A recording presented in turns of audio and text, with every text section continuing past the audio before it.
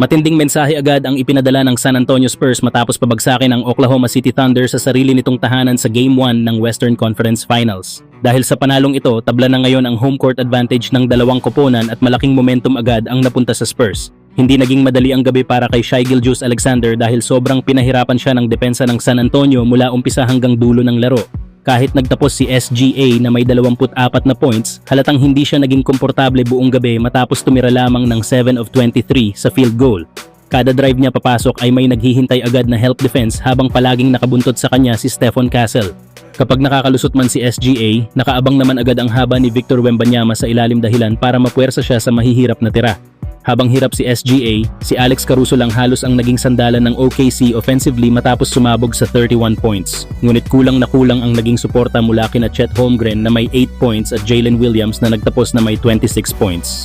Ramdam na ramdam ang kakulangan ng produksyon ng Thunder lalo na sa crucial moments ng laro. Pero ang tunay na naging problema ng OKC ay si Wembanyama. Halos walang sagot ang Thunder sa laki, haba at skill ni Wemby buong laro. Masyado niyang sinamantala ang mismatch laban sa primary defender niyang si Caruso. Kahit isa si Caruso sa pinakamahusay na perimeter defenders ng liga, sobrang laki ng disadvantage niya kay Wemby pagdating sa height at reach. Paulit-ulit siyang tinitirahan ni Wemby sa ibabaw habang dinodomina rin niya ang rebounds sa ilalim.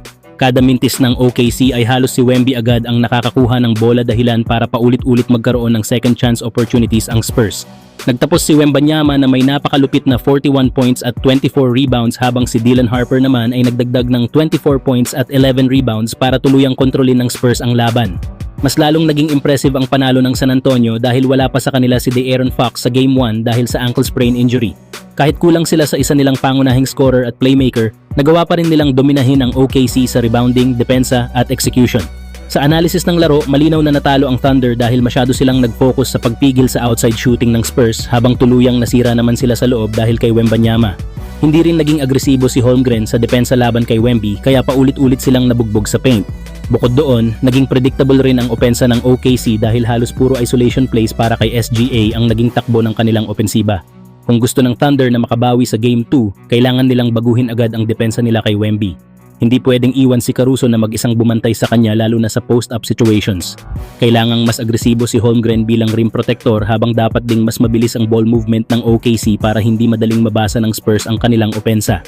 Kailangan din nilang makakuha ng mas malaking scoring output mula kina Jalen Williams at Holmgren dahil hindi sapat na si Caruso lang ang tumutulong kay SGA offensively.